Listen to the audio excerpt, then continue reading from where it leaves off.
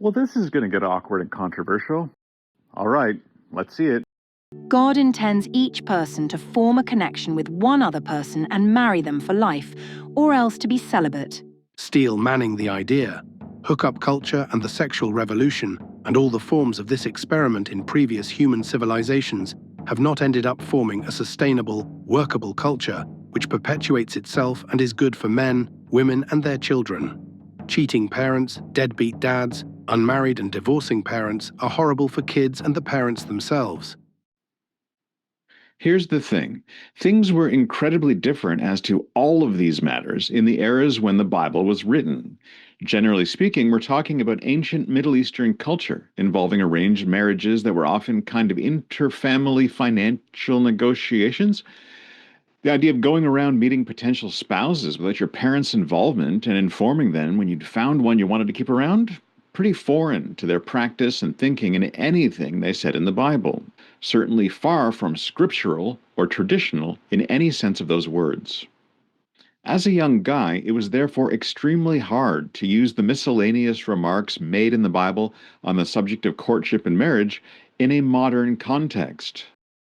The Greek word porneia, which I'm told could equally be translated prostitution or sexual perversion or sexual immorality, is rendered fornication in the King James Bible that we used, and so we were told that things were really simple. Christians were to never have sex or have sexual thoughts or feelings or do anything remotely sexual except with the person of the opposite sex they were officially married to. Doing anything sexual with someone before marriage was fornication. What's the matter, Lord? Do I got the plague or something? If you had the plague, I would tend to you. But yours is the plague of blasphemy and fornication. I've never fornicated before in my life. In fact, I don't think I even really know what it means. Is it technical? Fornication was kind of adultery, only before marriage. And a lot revolved around this idea. Our church had a very closed membership. If you wanted to participate in formal Bible discussions, you had to be an adult male member in good standing in that church group, and only that church group. And if you wanted to take communion each Sunday, it being the only purpose for having church on Sunday, you had to be a member of our church, forsaking all other churches. And sure, many people left of their own volition and were therefore no longer members, but the vast majority of cases where people got into trouble with church leadership was about young people having sex, young people who weren't married. What most often happened is a teenage or young 20s girl, properly trained in what was expected of her in our church group, went farther than she thought she should with a boyfriend, and would confide this in one of the old men at church, therefore kind of asking for a visit from the brothers. And 3 church elders would be dispatched to sit and have a private conversation with her, just she and the 3 middle-aged or elderly men. This has never specifically happened to me about fornication, but I can only imagine the power imbalance and the love-lacking judge of the meetings with the elders of which I am quite familiar, who made no bones about the fact that they were protecting the reputation of the Brethren Assembly, the honor and glory of the Lord's precious name and his testimony on earth. I can only imagine taking that stress as a young woman and having them sit there asking ham-fisted questions about whether tab P had in fact been inserted in slot V or A or M or whatever. Sometimes, if the young man involved had been a member, he'd be dragged into this too, but that seldom happened. What happened, once you'd admitted you were a fornicator, was the adult members of that church group would be asked to stay after church Sunday morning, and a cryptic announcement that you had been put under discipline for engaging in moral evil would be made. Prayers would also be made that you would be truly repentant and that it would be possible to once again restore you to fellowship at some point.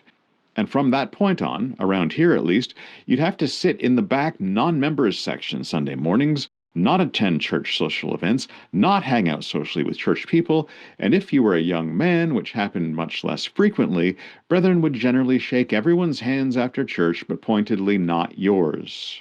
Charles Hayhoe used to shake my left hand to make a point of some kind. He felt he wasn't able to extend the right hand of fellowship, and I think he was trying to be kind rather than funny by extending the left hand of fellowship. Seemed kind of sinister to me. How this dealing with fornicators thing was supposed to work was that somewhere between a couple of months and maybe a year after your ousting, you could ask for your place again, hoping the elders trusted you again at all. They might forgive you, but they sure wouldn't ever forget you'd done it. No one would for the rest of your life. There was no pretense that any of this was being done for your benefit, to keep you from eating and drinking unworthily or anything. It was quite transparently an attempt to insulate the group from you and your lapse in moral self-control. When I was a couple of years away from being put permanently out of fellowship or under discipline to perpetuity, something very sad happened. A beautiful young girl, a couple of years younger than me, in another assembly, had come forward and confessed to the 3 elders dispatched to visit her that she'd crossed that line in some way with a serious boyfriend she was pursuing a marriage-bound relationship with. She'd been promptly put out of fellowship under discipline by the church leaders, most of whom she was related to, and then that same year, she'd been tragically killed in a car accident, and her cousin then took his own life. "The Lord is speaking," the old brethren folks would say ominously during Bible meetings and socially. "Wonderful casserole, Martha, the Lord is speaking." Presumably, the Lord was speaking to these dead young folks and others their own age, warning us that he'd kill us if we didn't ratchet up our brethren morality. It annoyed me every single time I heard some old person say that, like we needed to stop watching movies or God would kill us. Because God always and only spoke with death, never love. Funny so many of us struggled with the belief that God loved us in any non-sin related capacity. So fornication, as we called it, was very serious stuff. Now the Bible has various references to sex. Mostly, it turns out, in stories of rape or giving handmaids, a polite word for slaves, to your husband so he'd stop having sex with you and expecting children from you. In the Old Testament, women are still kind of being bought and sold as dowried servants, and the Jewish patriarchs had many wives. King David, as king, oversteps in taking one of his subjects' wives to bed after he saw her bathing naked. Your faith was strong, but you needed proof. You saw her bathing on the roof, her beauty in the moonlight overthrew you.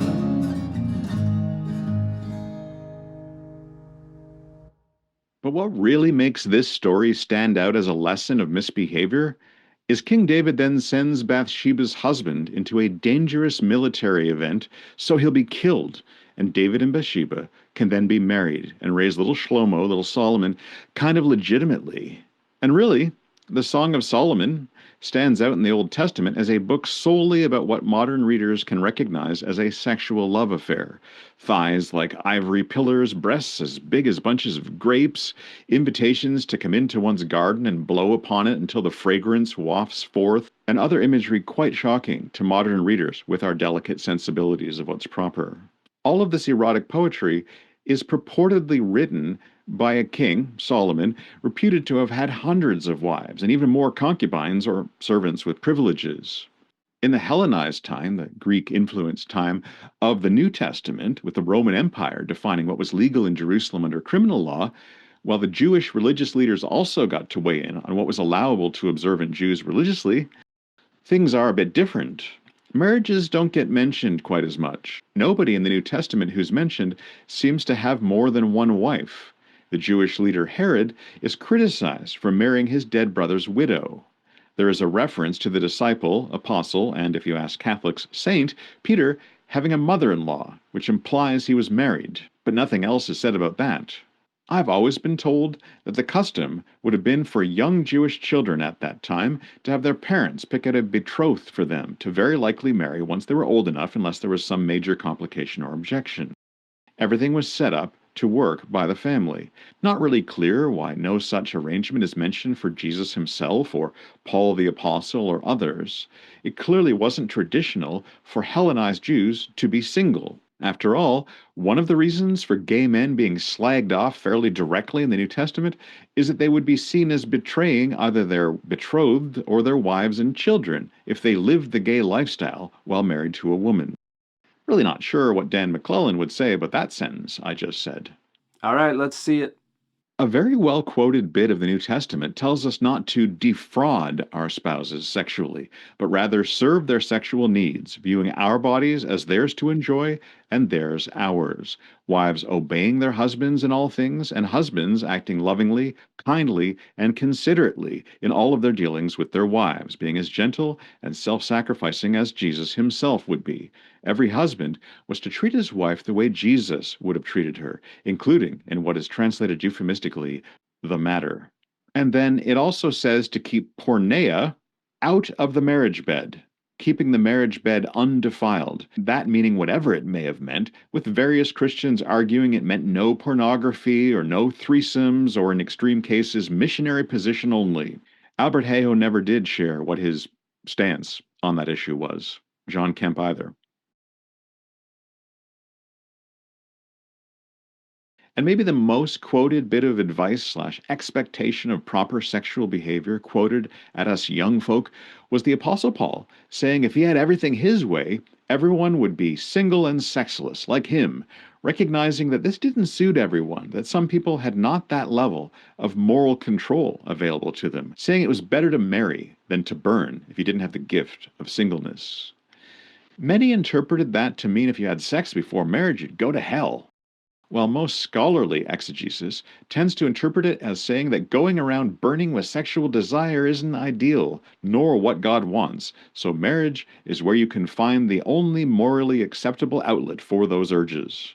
But in our group, living singly was seen as the smartest option, particularly in view of how soon the rapture was going to come, despite bad people mockingly saying the Lord delayeth his coming.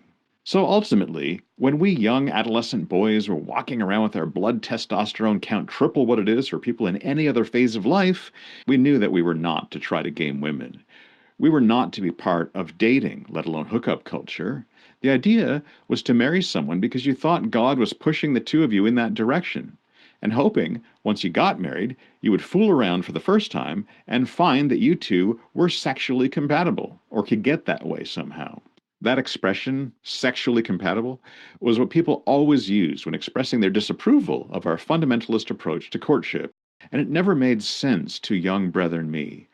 I thought something would be fairly wrong if the parts simply didn't fit together, like trying to plug a Radio Shack color computer joystick into a Commodore 64 or Apple gaming port.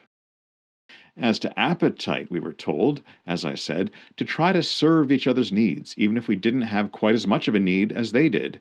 So presumably, the marriage would either work through compromise or become like the host of sexless marriages still hanging in there everywhere around. Like with everything, this all sounds very quaint and old-fashioned until TikTok or Facebook or Instagram starts feeding you possibly AI content about what exactly happened when this couple or that decided to always only say yes to their partner within reason for 6 months or whatever. Spoilers, it's often touted as the secret of a stronger marriage relationship. This is the cold, hard truth about marriages in the U.S., and it is going to sting. The CDC says the divorce rate in the U.S. is 2.4 per 1,000 people, and 70% of those divorces are filed by women. That is not my opinion. That is data.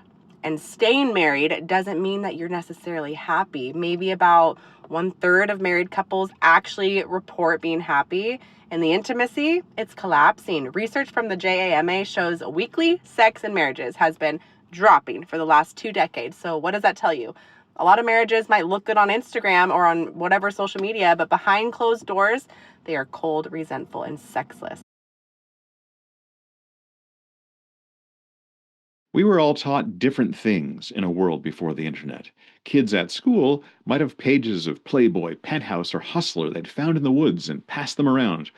I don't know why people stored their porn mags in the woods, but maybe they had no other options at home. Maybe mom was looking for them or something. But at school, you saw those and you heard things. If you lived on a farm, as I did, you knew all about the family paying money for a bull to come ravage your cows, which often, for their part, were mounting one another, or more often, to watch out the window to catch them at this and phone for the technicians to arrive with a delivery of bull semen to apply to these horny cows.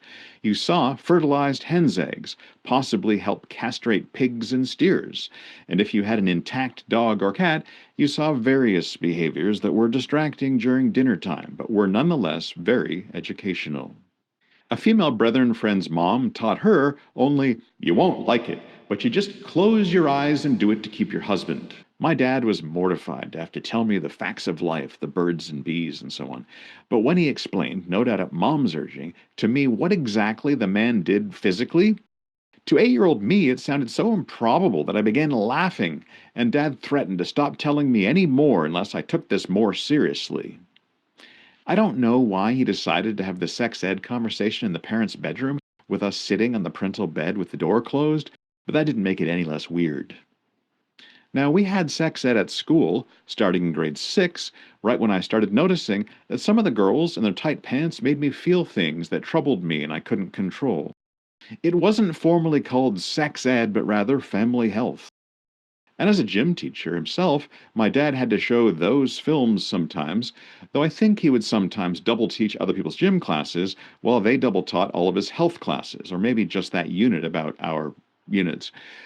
I can't imagine my dad teaching a room full of little kids about what he called that kind of thing.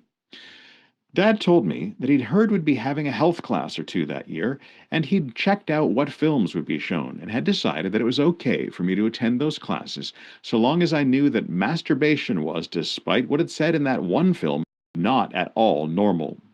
The brand new film I would be watching with the boys in my class, the girls sent down the hall to learn about their periods and breasts instead, was called fittingly Am I Normal? A film about male puberty. And Dad was fine with me watching it apart from that thing about masturbation being normal. And, confusing the word masturbation with the word menstruation, Dad having failed to really explain what either one was or how it worked, I agreed wholeheartedly with Dad that if I suddenly started menstruating, that sure wouldn't be normal for Christians or other boys. My mom then did something very uncharacteristic in our house, and spoke to me privately without Dad knowing, and told me that she disagreed with him about this matter, and instead agreed with the film, and that she wanted me to know that if masturbation was something I eventually did, that this was in fact very normal and usual. I think that helped me grow up with fewer hang-ups than I otherwise would have had. For your edification, here are some key scenes from the very sex ed film that we watched in grade 6. I will spare you all of the 70s animation of penises and how they work. Your job is to watch this, learn from it, and not laugh even once.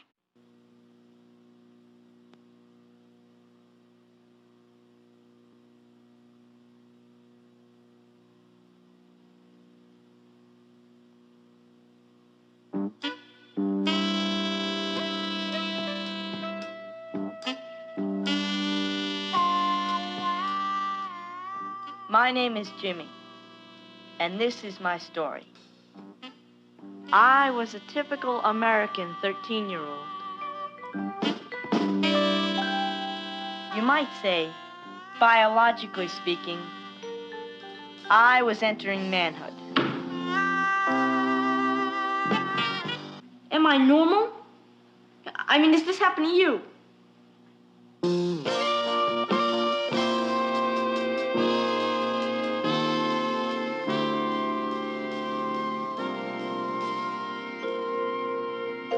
It all started when I noticed that everyone was suddenly interested in sex. And a lot of crazy stories were going around.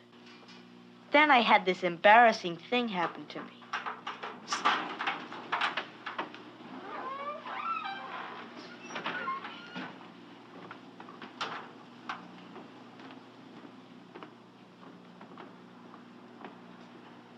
Hi, Jimmy. Want to go to the movies with me this weekend? What was happening to me?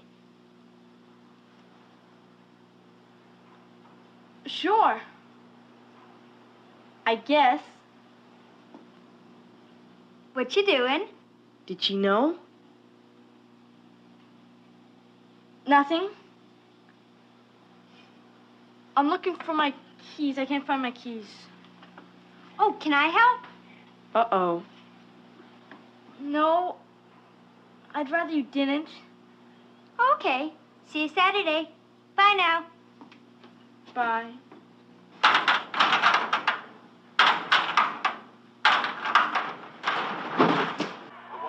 I decided to talk to a man who might have some answers. Dad? What can I do for you, son? Dad, could you tell me about sex? What's the matter, Jim? Are you in trouble or something? No, Dad. Well, it's just that, well, nobody in school seems to know what's going on. And I was just wondering, if I... Oh, I see. You want to know about sex. That's terrific, son. Just between you and me, right? Man to man, father and son. My father never spoke to me about that kind of stuff. Okay, let's see now. Men have their own baseball bat. No, that's not it. Girls have catcher's mitts. Boys have, no. Am I helping you, son? Well, I don't think so, Dad. Men just know about these things. That's all. They just know. It'll come to you. You'll see. Now, let's watch the game, huh? He's off and running. O'Brien takes it on the second bounce. I guess he tried his best, but I was still in the dark. He's out at home.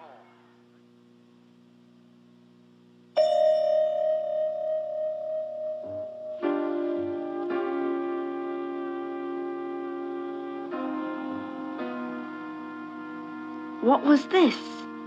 A wet, sticky spot on my bed.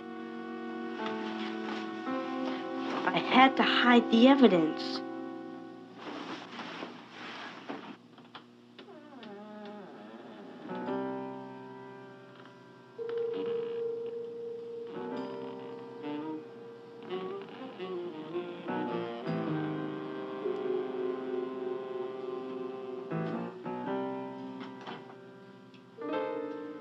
Is that you, Jimmy? Is anything wrong? Nothing, Ma.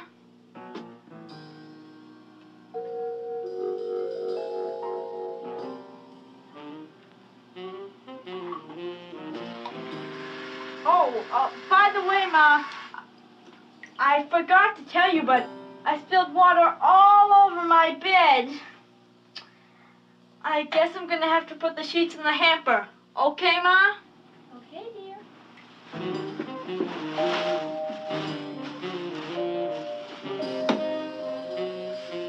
I decided to take action. I knew what I had to do wasn't too cool. But I didn't have a choice. I had to find the answers out for myself. Of course, it wasn't going to be easy. I want to know about the male penis, please. Excuse me. I'd like to know about the male penis, please.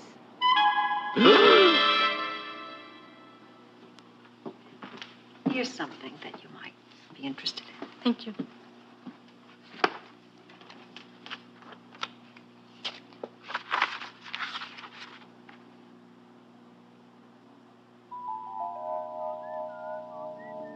Between the ages of 11 and 15, boys go through the physical and sexual changes of puberty. Their voice is lower. Hey, I owe you. And hair begins to grow on different parts of the body.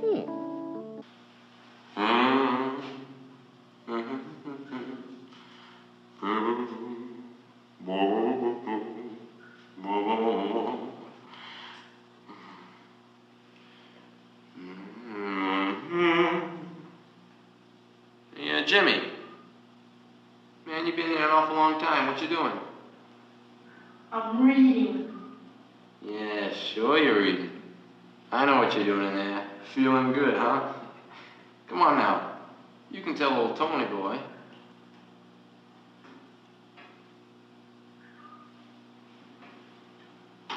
You better watch out.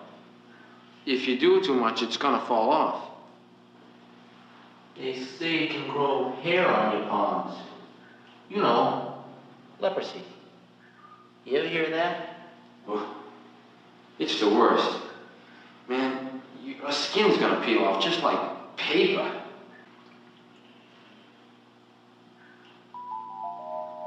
For the male, masturbation is touching or stimulating his sexual organs, causing the penis to become erect. You may have heard stories about how masturbation is harmful, but we know today that it cannot physically hurt you no matter how often you do it. Many people of all ages, men and women, masturbate. They do it because it gives them pleasure or relaxes them. Other people may not enjoy it or find it against their principles. It is normal if you do it, and also normal if you don't.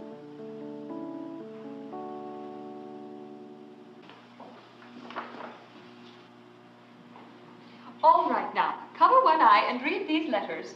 See, what I really want to talk about is wet dreams. What? Did you have a wet dream last night? Well, it's perfectly normal for a boy your age. Let's see why it happens. Why does it happen when I'm asleep? Well, at your age, your body's going through a lot of changes, and many different things can cause a sexual response. A pleasant dream, or a nightmare, or, well, anything. And that's a wet dream. Thank you, Mrs. Nurse. Take a look at the size of the thing that lion's got. I heard size don't make a difference. Of course it does. It's got to. I mean, it's only logical.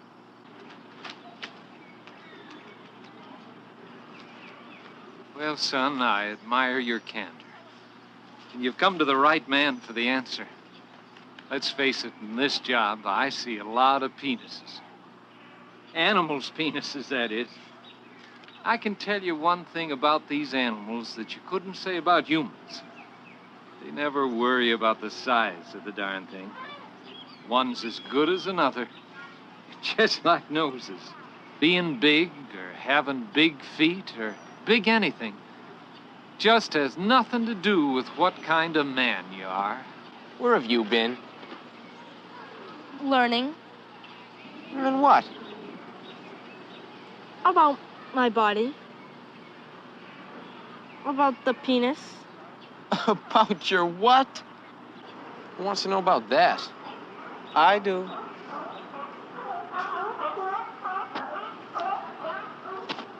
Look, guys, it's like this. I thought I was a pretty cool guy and all. And then my body started acting crazy on me. And I had a hunch that it had to do with sex and stuff like that. But, well, like, how could I still be cool on the outside when on the inside, I mean, I didn't even know if I was normal or anything. And I knew if I asked Tony over here if those things had ever happened to him, he'd do just what he's doing now. He'd laugh. So, I had to find out if these things were normal by myself. Well, when Susie asked me out, I got an erection and we hadn't even touched.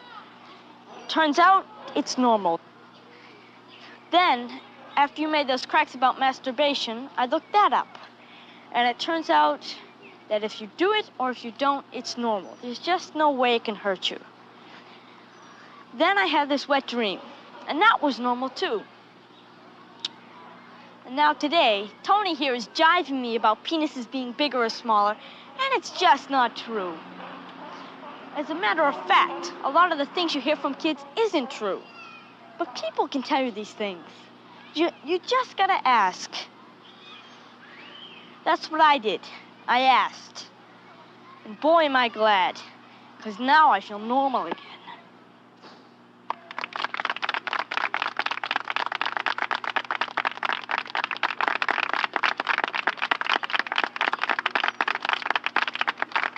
Proud to know you, son. I wish I'd asked those questions when I was a boy. Hi, Jimmy. Still want to go to the movies with me? Well, I don't think so, Susie. I don't think I'm quite ready to go on a date yet. But what if we all went together? Okay.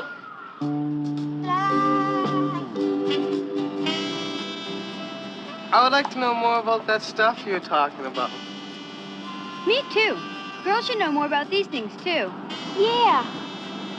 Sure, guys. Anytime. How about you, Tony?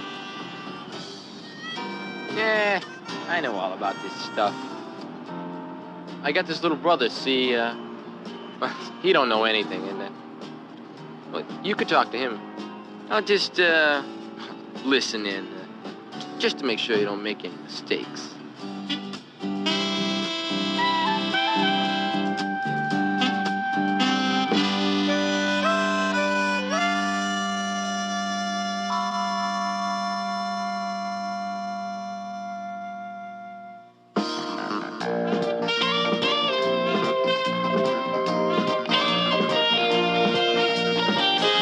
Needless to say, I really related to this film. Despite my dad having done his best, I'm awfully glad they showed it to us in school and that my mom reached out to help me not grow up as crippled with shame about sex as I might otherwise have been. Naturally, they made a film for girls too, but just as naturally, I never saw that one. Until now.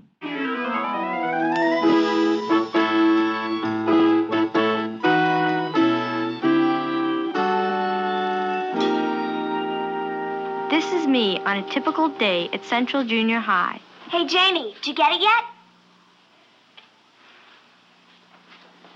Hey, Janie, did you get it yet?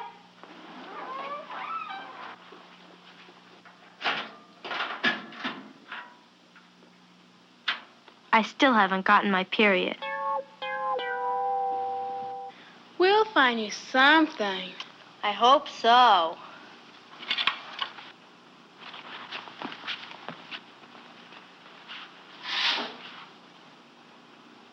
One of your breasts is bigger than the other. What does that mean? Maybe you'll grow up lopsided. Ugh. Did I hear somebody mention the word breast?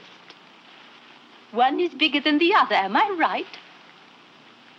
Come along, my dears, and sit down. This is a subject close to my heart. You'll be pleased to know, my dears, that your condition is absolutely normal. Breasts often grow at different rates, one a little slower, one a little faster. Some girls develop early, others later on. There's nothing to worry about. Next question. Why are big breasts supposed to be better? Oh, is there anything sillier in all this world than the fuss people make about the size of breasts? I say variety is the spice of life. With breasts, with people. Look. Short and thin, wonderful. Oh, tall and plump, delightful. Medium and round.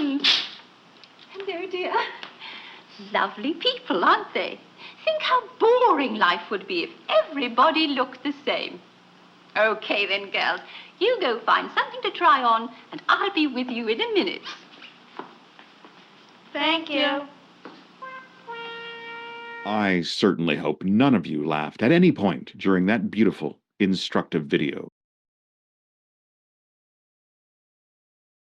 Church thinking and teaching about this matter left many of us in unworkable positions. To try to apply what it says in the Bible to modern courtship and dating would be like applying the specifics of a random livestock-related conversation between two goat herds from Old Testament times to how to filter data in Microsoft Access or how to invest money in 2015 mutual funds. I grew up immediately following the hippie era in the permissive 70s and 80s. Hookup culture was the thing. We had the pill and condoms. But in our church, sex was never to be mentioned and certainly not joked about. One of the main reasons Dad felt his conscience pricked at having a television in a Plymouth Brethren home was the show MASH, and its joking about Hawkeye, Trapper, BJ, Houlihan, and Frank Burns all routinely engaging in recreational extramarital affairs. Filth, my dad called it. So the TV went. And in my teens, whenever there was anything like a making out or sex scene on any TV we were watching in Brethren homes that still had them, Female people would clear their throats, warning for us to change the channel, at least temporarily, perhaps escalating to, well. It was clear that what they were objecting to was males enjoying any depiction of women enjoying anything sexual or any relation between the sexes. The documentary This Film Is Not Yet Rated claims that what gets censored and banned most in any form of media is any depiction of female pleasure. I'm going to be judgmental and say that anything designed to give men joy by depicting women experiencing fear and pain is porneia, as far as I'm concerned, or filth, I guess you could call it. And I'm pretty fine with that being censored, even if it's in Japanese comic books the kids can read. Every time a Brethren guy announced his engagement, they would have a small, alcohol-less, rude joke-less party for him, and various people would tease him about having his head in the harness now, about having to settle down. And I always wondered, settle down after what? If he hadn't, as he claimed, ever had sex upon pain of getting put under discipline, wasn't the only change in his life now going to be possibly starting to have sex occasionally? It seemed like it was other people, worldly people, who'd been having fun they should not have been having, and now needed to settle down if they were getting married. In my experience, outside the Plymouth Brethren Church especially, most evangelicals by far break the rules on this fornication thing on their way to getting married, and many of them likely wouldn't have ever gotten married if they hadn't broken the rules. A close Brethren friend upon getting married told me, "We bruised our virginity before, but didn't completely lose it." Whatever that means. Either case, TMI, like the colossal dude who married someone in my extended family and told me afterward, "Well, it didn't really fit. Like, at all. But hopefully that will get better with time." So our job as Brethren people was to get into a relationship with someone roughly our age and level of piety who was waiting until marriage like we were, and trusting us to turn out all right in the sex department once we were safely married. If you showed interest in a young woman the church ladies and aunts didn't approve of, they'd warn you off her, and often suggested noticeably homelier ones, and say they just didn't understand why none of us were snapping them right up. We didn't tell them, but it was because they looked like they had some seriously bad genes. Mom genes, rather than mommy genes. They seemed to be completely in denial about erections and what's necessary to cause them. In similar fashion, if the church ladies and aunts didn't approve of you, they'd warn young women off you.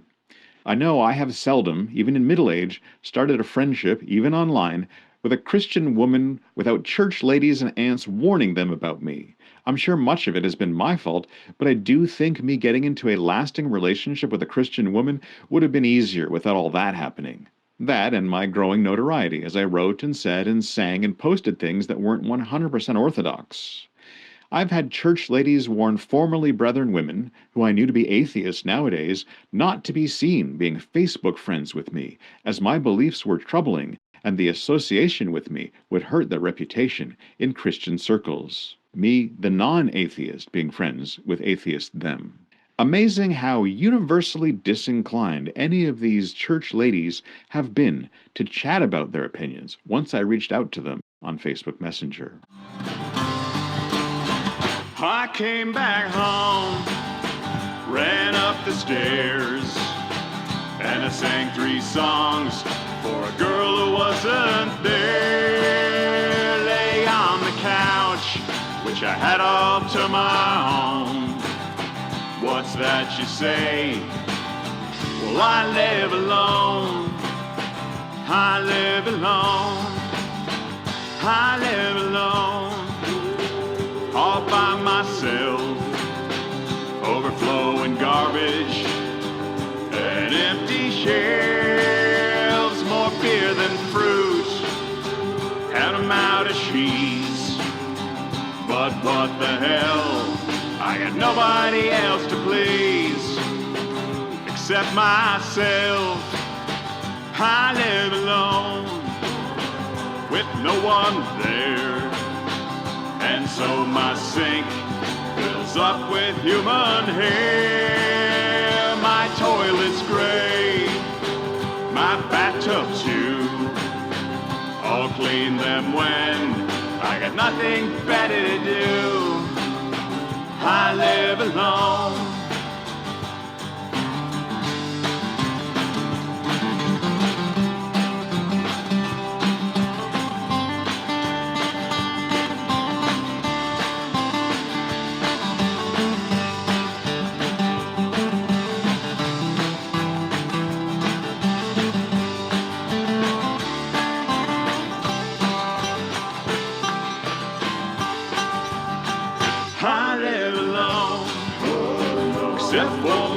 cat. He pees on my bed. Imagine that when I'm asleep. Then he cuts free. That's why I change my sheets so frequently and live alone.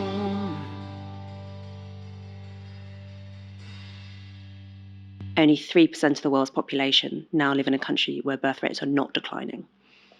So declining birth rates are the norm. And they started declining, as I said, first in Britain, but it's basically happened everywhere. It seems to just be an inevitable consequence of modernity, that people have fewer children. And there are a whole bunch of reasons associated with this. The one that you'll hear most commonly from London millennials is that it's to do with house prices. And that it is a factor. That it's become more expensive, particularly in big urban centres like London, New York, San Francisco, Tokyo, wherever, to own property and raise children. That's not the only factor, though, because if that were the only factor, then you wouldn't be seeing this extraordinarily global phenomenon of falling fertility absolutely everywhere, regardless of house prices. It does seem to be just something about modernity discourages family formation. People used to ask me, curious, so why did you never get married and have kids? Well, it's happened to so very many church folk that I know, and nowadays, unfortunately, the whole world seems to be struggling to get into the same room with friends and keep them for any length of time. But it's not good.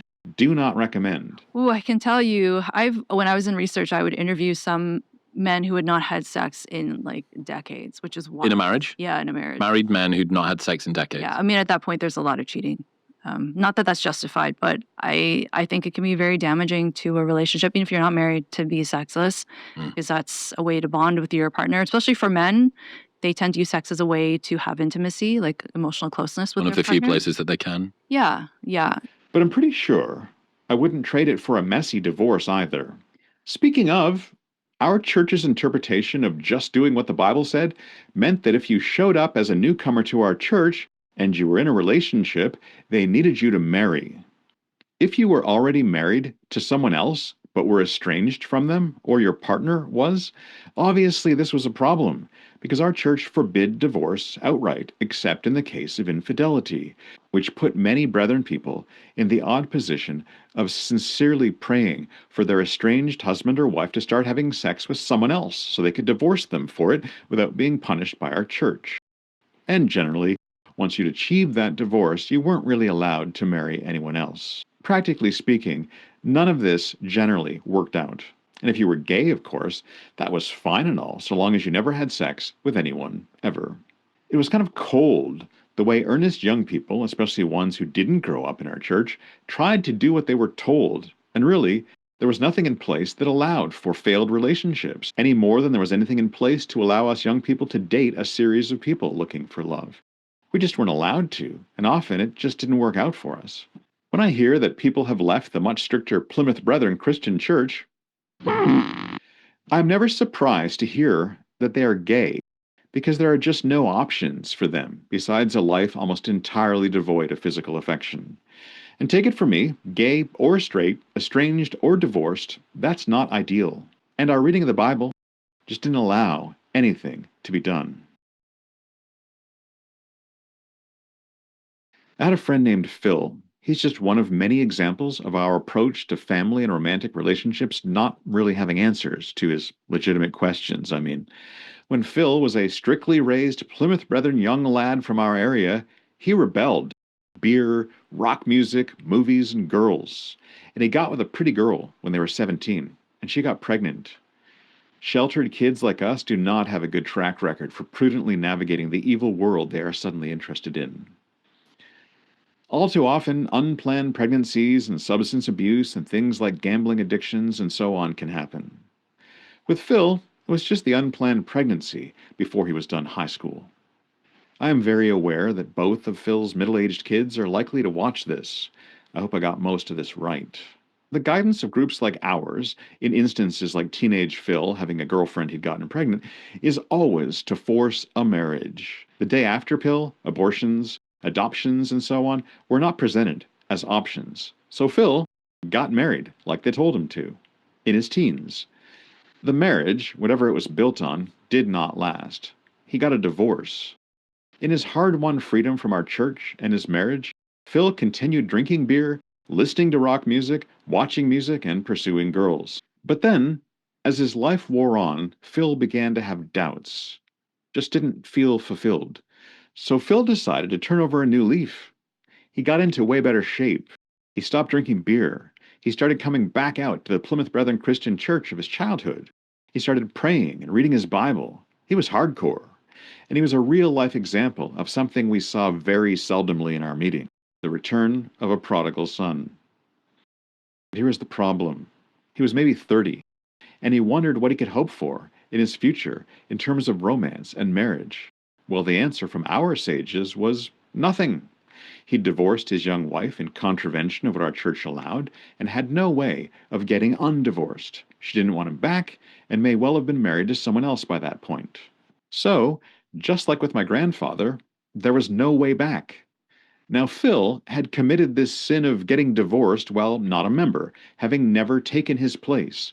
So in theory, he could have asked for his place then. And he did. And they wouldn't let him have his place. My grandfather couldn't even ask because he'd gotten his divorce while a member in good standing, knowing it would cost him that place. So my grandfather dutifully came out every Sunday and sat in the back and couldn't take communion or speak up in Bible studies, though he was a man and everything. There was no road forward, no steps to be taken, no hope for either of these men.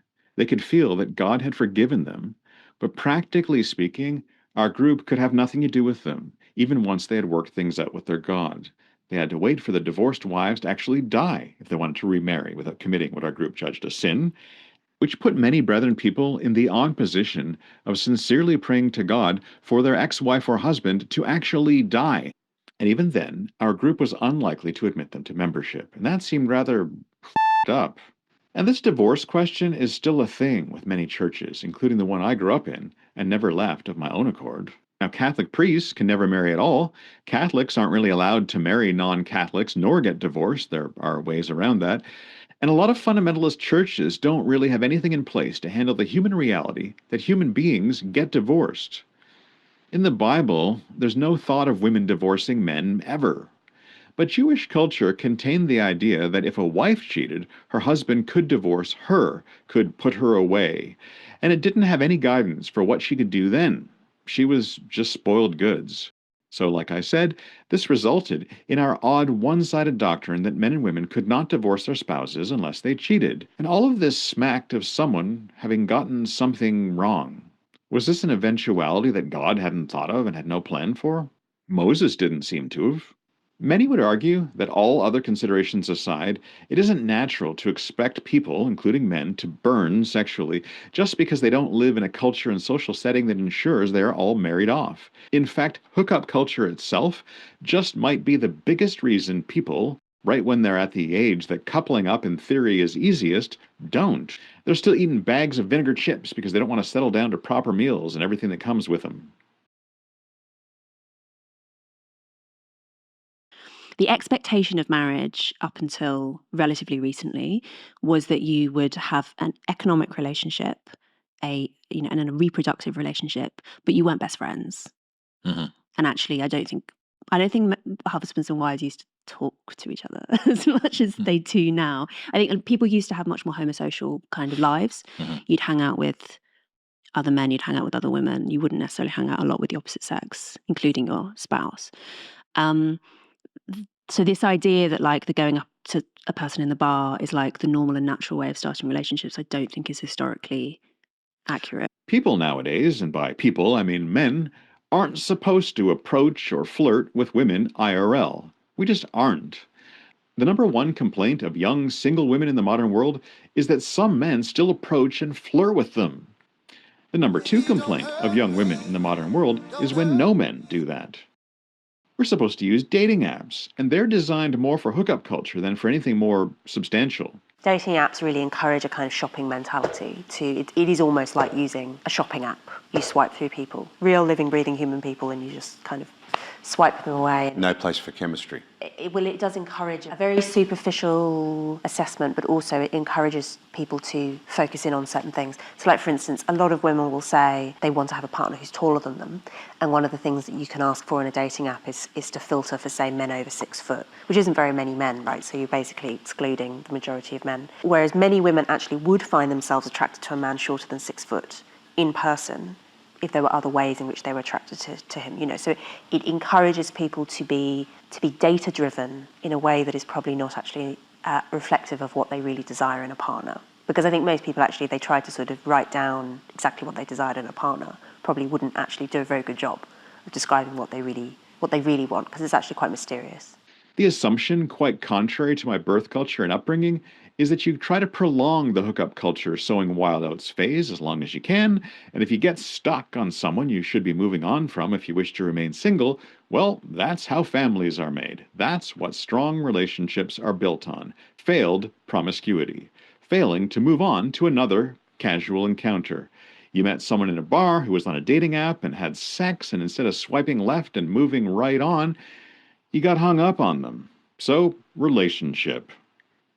Built on bars and algorithms, or in the case of my last attempt before giving up forever, meeting someone in a Tim Hortons. We were Canadian, so we just hung out in there. There wasn't a thing wrong with her. Nothing. I just couldn't see how it might work, didn't see any form of connection forming then or later that would go beyond casual, friendly acquaintance. But that's how it's supposed to work now. Dating apps and hookups and things. Everyone across the board is having less sex. So regardless of whether you are married or in a relationship or single, it's in Eastern countries, Western countries, basically all developed countries and all age cohorts. But as I mentioned, more specifically among young people. But your question earlier about, is it taking the place of potentially masturbation or other outlets or other sexual outlets? And if you look at studies that are asking about adolescent sexuality. So this is a understandably uncomfortable subject, right, to think about adolescent sexual awakening, but they had parental consent, so it's a legitimate study. And what they found is even among adolescents, they are having lower rates of masturbation, and across the board with everyone, less partnered sex. So across the board, there's been this decline. So it's not that people are just preferring masturbation, although I do think that is something that is happening, especially when we look at pornography and girlfriends and boyfriends and that type of thing. But it seems like there's something else. There's a larger phenomenon. And I also speak to the role of endocrine disruptors in one chapter, because I think there's something else biologically happening. Doesn't seem to be working out terribly well in terms of long-term relationships. Way too many people are alone with their phones right now. Maybe you are, right now. And maybe you spend most of your time like that. COVID ended, kind of, but we really didn't go back to the way things were before, did we? And the internet is jam-packed nowadays, with men and women celebrating the fact that they apparently don't need anyone more than just their own special selves. That they're fine the way they are, which is destined to die alone, never having played various of the human roles that most people, even gay ones, usually decide are an essential part of being human. Most lesbians I know wanted to be mothers, for example. And being mothers seems to make them very happy and fulfilled now. And they felt like something was missing in Sapphic paradise before, so they made it happen, however they needed to do it. And no, I've never been asked to donate to a venture like that, though I've worked with men who did. The internet is also jam-packed with people trying to claim they can cheat the system in terms of sex and/or relationships. Kat Rosenfield says too many dudes think love is a skill issue that can be hacked. Doesn't sound natural, I'll agree. And Neil Young sang, Man-made rules been holding back my love, can't hold it back no more. Church is long, preach sex is wrong, Jesus, where is nature gone? What am I doing here? Where indeed? For more and more people, it seems to be gone. Folk singer John Gorka seems suspiciously married and in possession of an adult singer-songwriter son to have written this song, but I will attempt part of it, despite not being able to feel my chording hand much at all with the nerve damage from multiple sclerosis and all. I will always be lonely. Nothing's ever gonna change that. It's the way that I'm wired. It's the way that I'm set back from the man in the mainstream, from the crown on the highway. I will always be lonely. It's the way that I am. I will always be lonely. A blue crack in a spare part, a red line through a head start, a round world with a square heart. I will always be lonely. Nothing's ever gonna change that. It's the way that I'm wired. It's the way that I'm set back from the man in the mainstream, from the crown on the highway. I will always be lonely. It's the way that I am.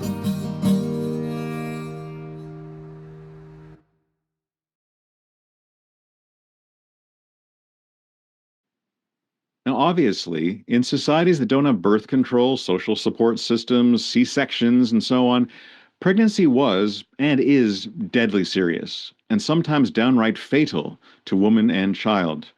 And evolutionary biologists and the like talk about how much effort societies have put into men being able to increase the likelihood that they are raising their own children. Traditionally, men have tried to have sexual encounters with women for whom the consequences for the act were incredibly more serious. Simply put, the traditional view has often been that women are lacking wisdom, moral fiber, and restraint if they have recreational sex entirely outside the bounds of a marriage or anything that plans for the possibility of getting pregnant and giving the man some kind of responsibility in that eventuality. And that, well, if they can get away with consequenceless sex with various such careless women, of course men are most likely going to do that. I would like to be able to tell you that now that we have cheap, reliable birth control and sex ed classes and so on, that unplanned pregnancies, particularly among young single women, are extremely rare. But of course I can't say that. Writers like Louise Perry are just the latest in putting forth the idea that a period of sowing one's wild oats or having recreational sex with a number of female partners is quite common for young men, but that young women, until the second half of the 20th century, generally could not carry on like this, and had a universally understood reason for not putting out casually. And that, with the advent of the birth control in the 1960s, this reason was kind of taken away, and now men could expect, demand even, that young women approach sex like they did. Wham bam, thank you, Pam. And that the ability to have adventurous sex with relatively casually impulse buy selected partners and not want to vet them much first or get close to them after isn't a very natural, healthy, or fulfilling approach to how they use their bodies for many women. A lot of men, too. Maybe catching feelings is what's supposed to happen, and getting physically close without getting emotionally close isn't. There's someone for everyone, as the old saying goes. But this may not be true in the dating market today.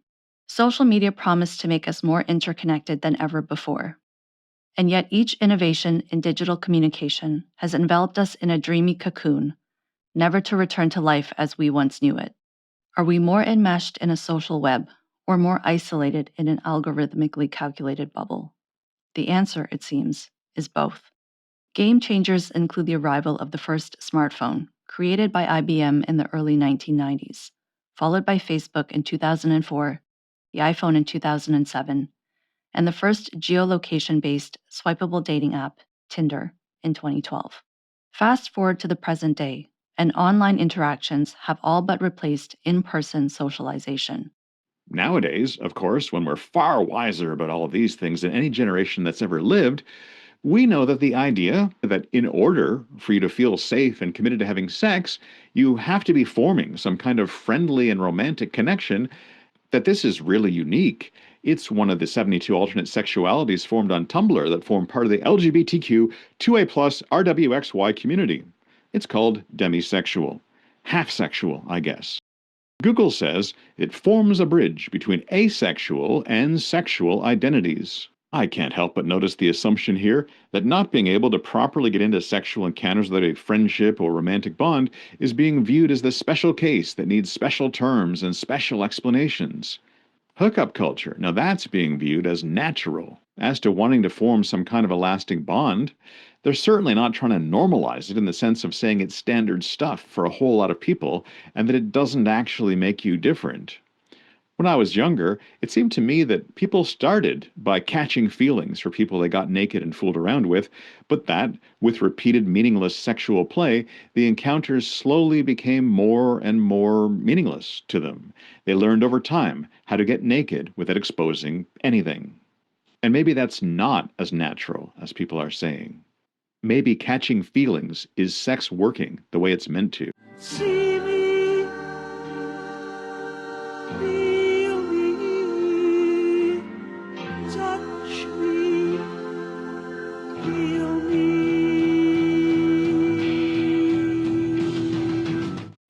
But, like I said, there's never been a time when so many have relationships only with their phones. iPhone sexual, I guess. Binary algorithm attracted persons. Samsung identifying.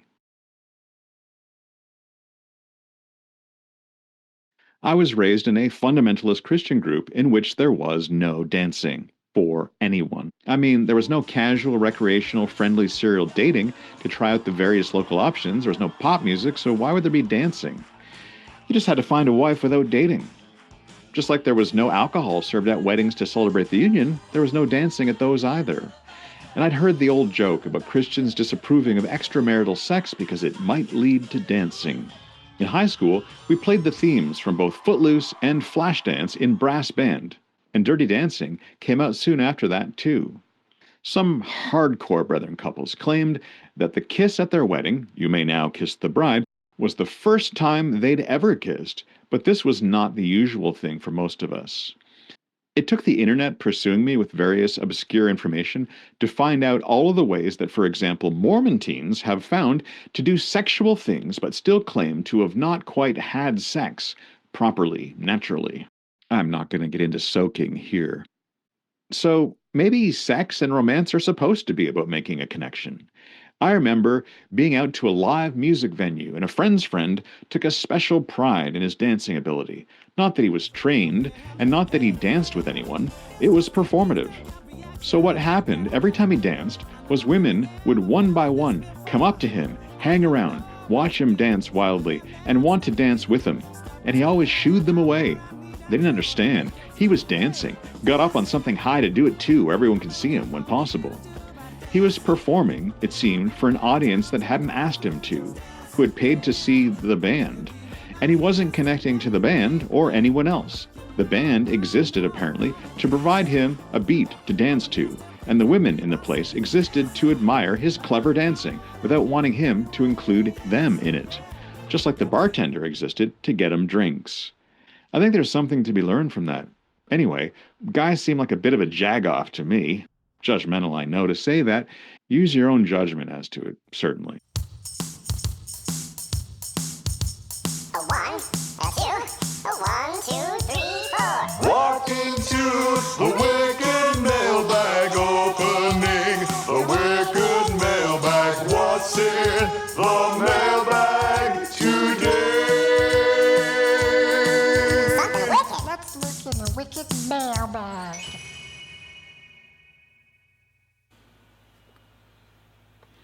In response to the episode about church, and there being only one right one, and whether that matters, Peter writes,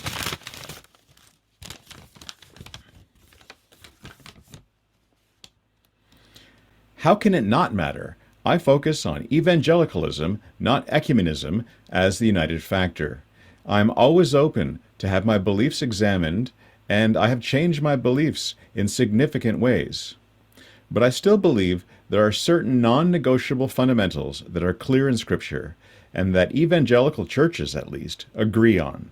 I don't believe there can be any real unity with the Eastern Orthodox or Roman Catholic Church."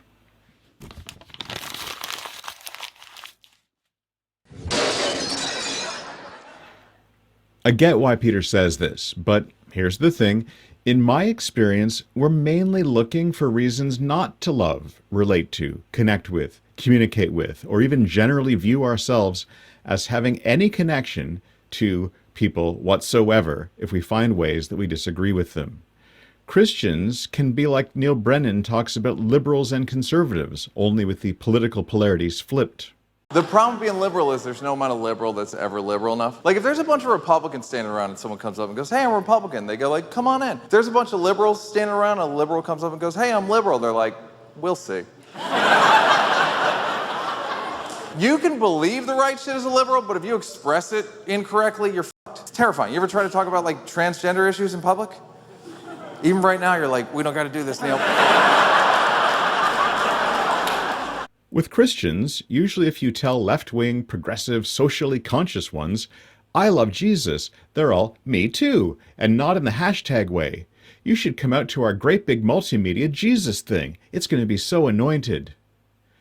And it's conservatives, or certainly fundamentalists, there are certain non-negotiable fundamentals, who are the ones most likely to say, okay, but really? Are you sure? Do you really love him, though, according to Scripture? Or do you ignore 2 Hezekiah 12? Where do you stand on protecting the unborn and on sexual perversions like lived-out homosexuality? Samuel writes,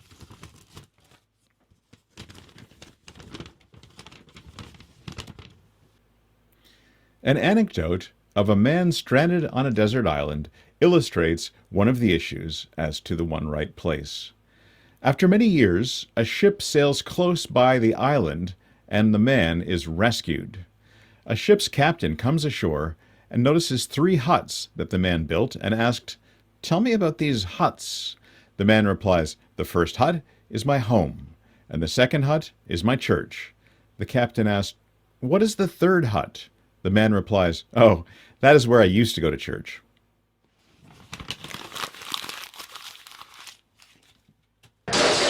He does jokes, ladies and gentlemen. As to the Rapture episode, Tracy writes, I used to go into a panic if Dad and Grammy didn't answer the phone right away, and was convinced that I'd just been left behind, soon to begin a battle not to take the mark of the beast. Still go through it today sometimes. Used to follow him around like a hawk as a child. I was born in the 80s, so I was convinced I'd never have an adult life, as the rapture surely would happen in 2000, when I'd be just 18 years old. A whole lot of us have been there. Thanks again, Tracy, Samuel, and Peter, for doing me the favor of commenting on my stuff. Like in many things, we can't single-handedly alter our culture, even to find mates, nor is it necessarily set up to let us get mating right, no matter what we try. I have not found that, in practice, Christian subcultures have got the kinks worked out, so to speak, of people finding romantic and sexual partners they can grow old with.